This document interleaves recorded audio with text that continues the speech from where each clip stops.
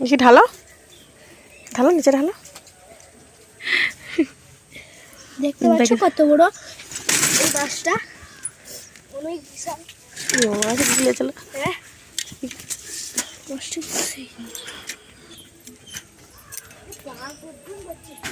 কেন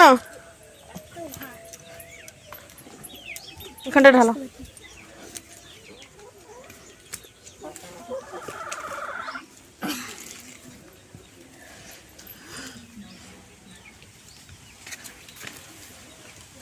দিদিকে ডাকো।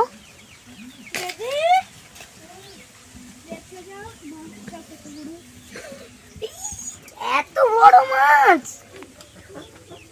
তোল হাতে তোল। ভয় লাগছে তো। আমি তুলে নাও। এই যে বাবুল কাম নিয়ে দেখ মুখটা কত বড়। এই আয় আয় রে বাবা, বাবু তোলো, বাবু তোলো। ভয় হচ্ছে।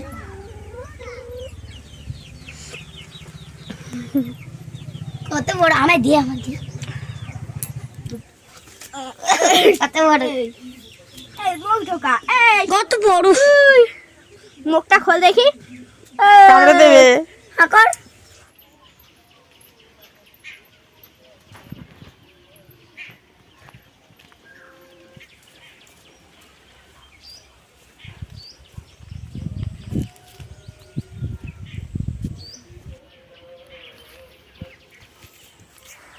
নমস্কার, গঙ্গাসাগর কুকিংয়ে আপনাদের সবাইকে স্বাগত।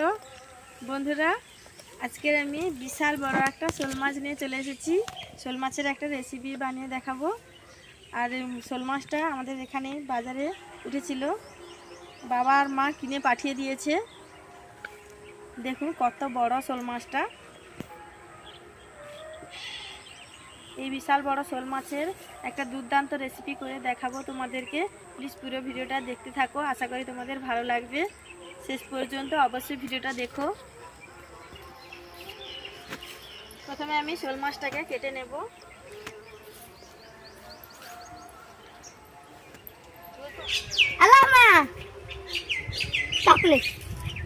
বাবা, বাবলু কাম, এটা আমরা ছোটবেলায় খুব খেতাম।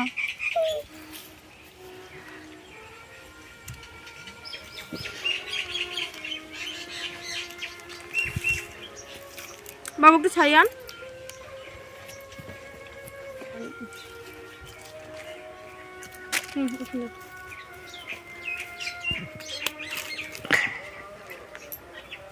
বাবা, বন্ধুরা মাছ, বাবা বন্ধুরা মাছটা শুধু দেখুন।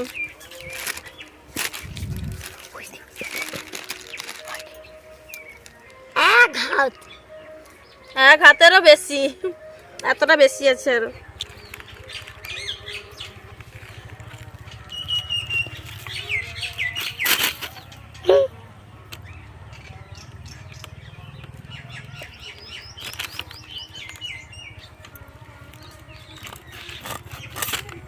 পাখনাগুলো প্রথমে কেটে নেব।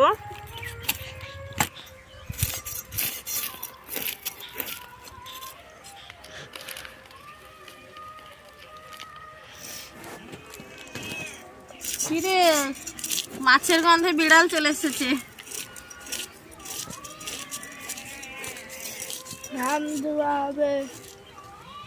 বাবা, দুটো বিড়াল চলে এসেছে। ওই তো ওই ডিপির পাশে একটা, ওই তো একটা।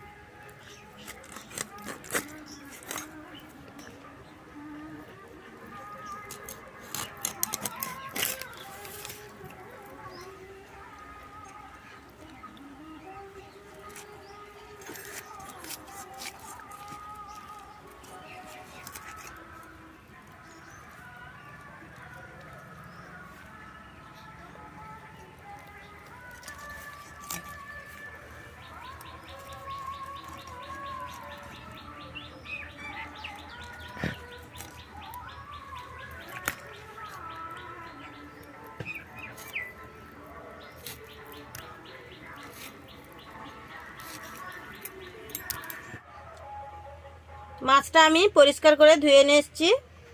এবারে হাফ ছিপি দিচ্ছি ভিনিগার আর লবণ। এবারে আমি মাখিয়ে রাখবো ভালো করে।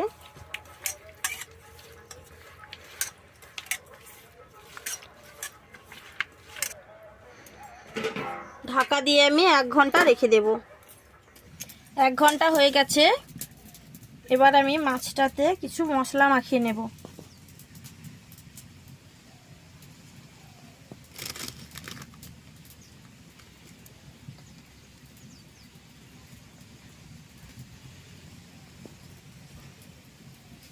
লঙ্কা গুঁড়ো,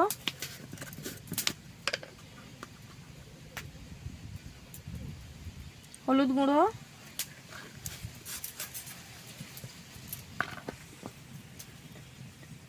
রসুন বাটা, আদা বাটা, পেঁয়াজ আর দিচ্ছি সরষের তেল। আগে থেকে লবণ মাখানো ছিল, এখন আর লবণ দেব না।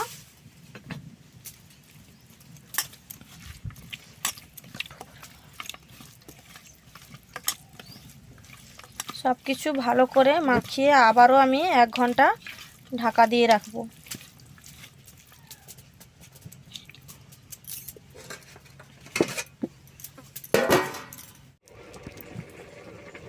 প্রথমে আমি আলুগুলো ভেজে নিচ্ছি।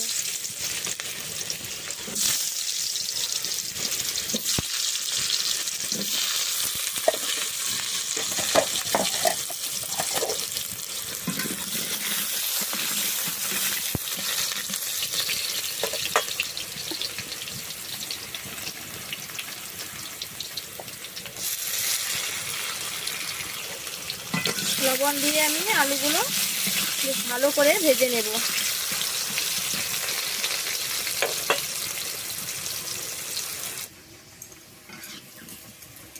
আলুগুলো আমার লাল লাল করে ভেজে নিয়েছি, এবারে তুলে নেব।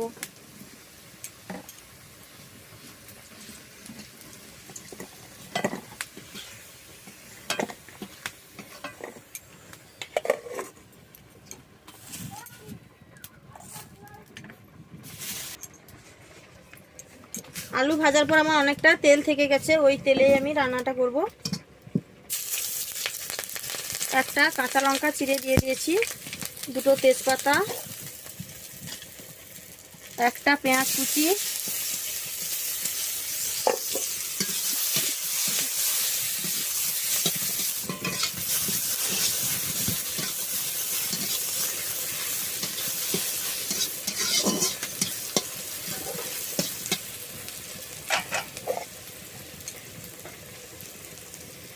রসুন বাটা, আদা বাটা।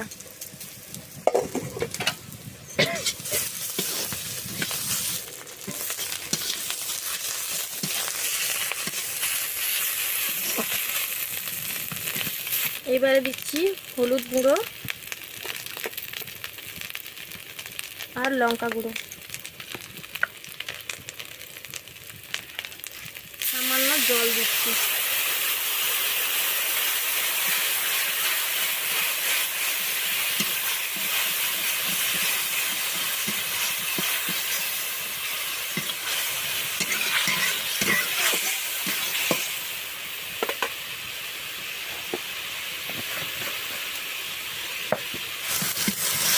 মাছে আমার লবণ, হলুদ, লঙ্কা সব কিছু দেওয়া আছে, সেই পরিমাণ বুঝেই আমি মশলাগুলো আবার দিচ্ছি।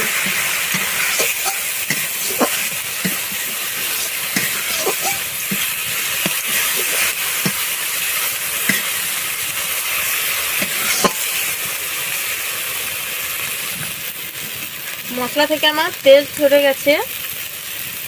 এখন আমি যে মশলা মাখিয়ে যে মাছটা 1 ঘন্টা রেখেছিলাম সেটা ঢেলে দেব।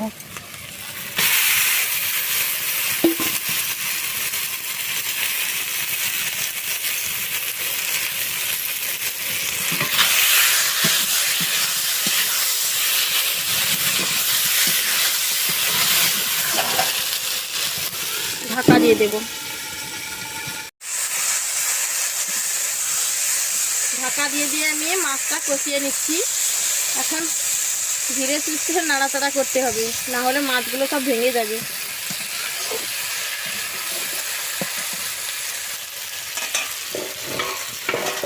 এবারে ভেজে রাখা আলুগুলো দিয়ে দিচ্ছি।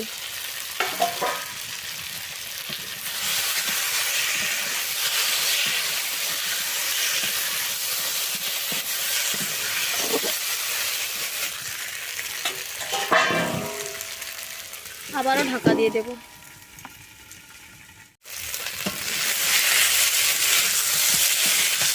ঢাকা দিয়ে দিয়ে আমি ভালো করে কষিয়ে নিয়েছি। এই রান্নাটা করার সময় কিন্তু আঁচটা একদম লোতে রাখতে হবে। কষানো হয়ে গেছে, এবারে দিয়ে দিচ্ছি জল। আমি যেই মাছ যে মাখিয়ে রেখেছিলাম যেই পাত্রে, সেই ধোয়া জলটা দিয়ে দিচ্ছি।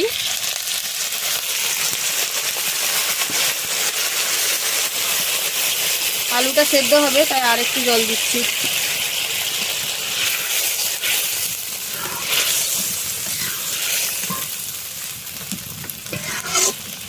এই রান্নাটাতে খুব বেশি ঝোল রাখবো না, আবার একদম শুকিয়েও ফেলবো না।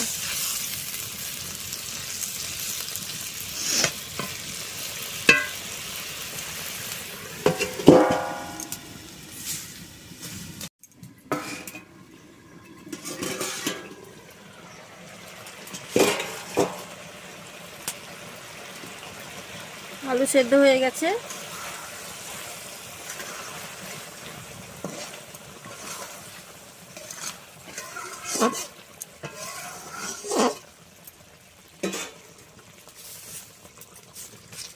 রান্নাটা আমার হয়ে গেছে। এখন দেব গোটা গরম মশলা বেটে আমি জলে গুলে রেখেছি, সেইটা দিয়ে দিচ্ছি।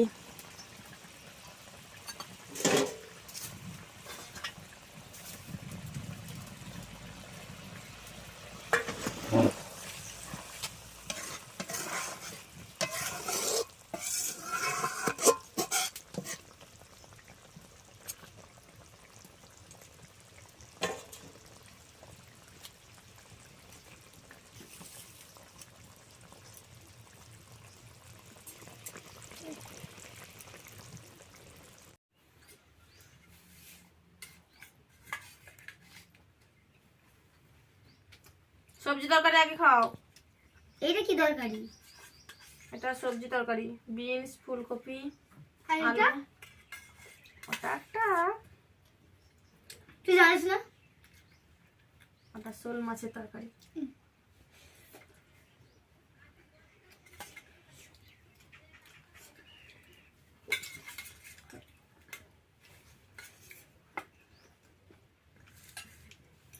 পুরো মাংসের মতো গন্ধ বেরোচ্ছে এই তরকারিটা। মাংসের মতো করে রান্না করা হয়েছে। মাংসের মতন খেতে। ওই মাছটা খুব বড় ছিল। এক হাতে বেশি হবে আমাদের। আমাদের আমাদের 2 হাত।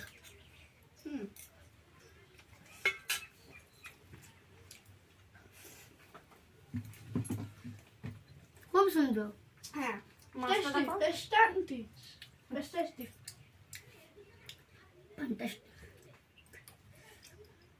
সত্যি খুব সুন্দর গন্ধ বেরিয়েছে। এটা মিথ্যা কথা বলছে, সত্যি কিন্তু।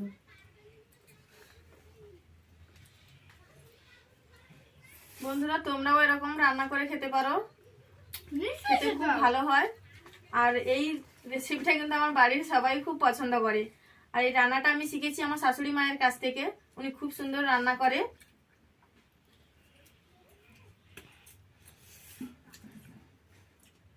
একটাও মাছ কিন্তু আমার ভাঙেনি। সবগুলো ঝোল দেবো। এই মাছে তো বেশি ঝোল রাখিনি। তরকারিটার নাম কি? শোল মাছের কালিয়া। কাজি। এটা আমরা শোল মাছের কালিয়া বলে থাকি। আলুটা আমি দিয়েছি, আলু বাচ্চারা একটু খেতে ভালোবাসে বলে। আর আলু না দিয়ে রান্না করলে আরো বেশি ভালো লাগে শুধু মাছের। তোমরা আলু ছাড়া শুধু মাছেরও রান্না করতে পারো যারা আলু খেতে ভালোবাসো না।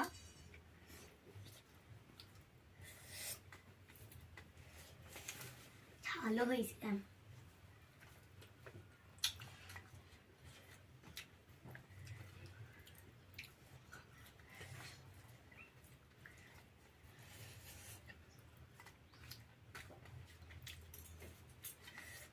দেখি একটু।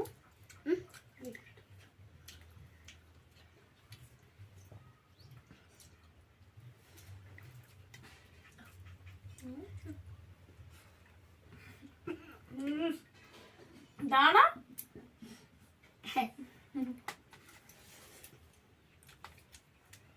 সত্যি খেতেও কিন্তু খুব সুন্দর হয়েছে। ভিডিওটি ভালো লাগলে পুরোটা শেষ করে দেবে। না, ভিডিওটি ভালো লাগলে লাইক কমেন্ট শেয়ার করবেন। লাইক কমেন্ট শেয়ার করবেন আর চ্যানেলটি সাবস্ক্রাইব করে আমার পাশে থাকবেন।